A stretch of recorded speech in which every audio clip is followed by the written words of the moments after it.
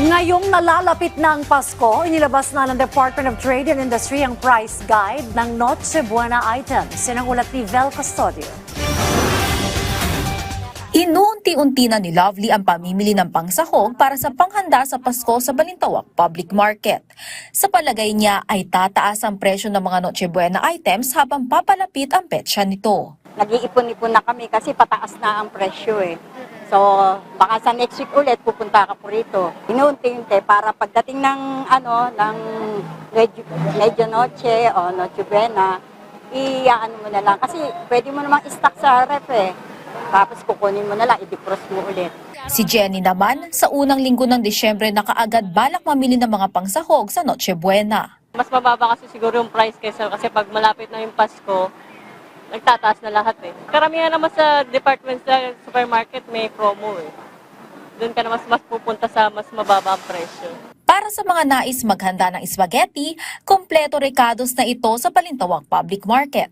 Mabibili ang spaghetti noodles ng 60 pesos. Ang tomato sauce ay 75 pesos. Ang hotdog ay 114 pesos ang kilo. Ang sliced mushrooms ay 48 pesos. At ang keso pang toppings ay mabibili ng 40 pesos. Kung gusto nyo naman maghanda ng pansit canton, 55 pesos lang ito mabibili sa Balintawak Public Market.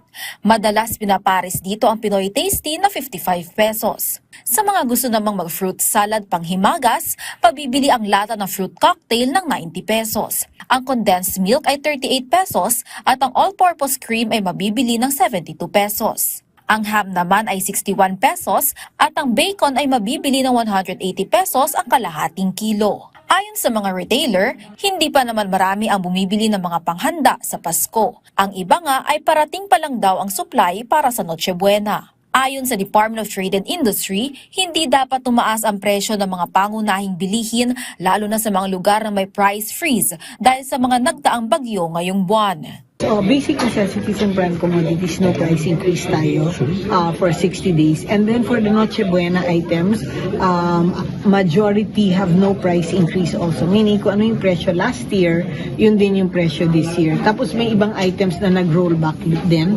Kabilang dito ang ilang brands ng locally made ham, American ham, queso de bola at spaghetti sauce. Naglabas na rin ang DTI na price guide para sa Noche Buena items.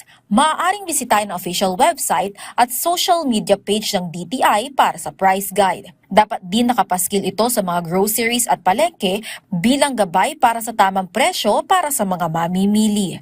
Vel Custodio para sa Pambansang TV sa Bagong Pilipinas.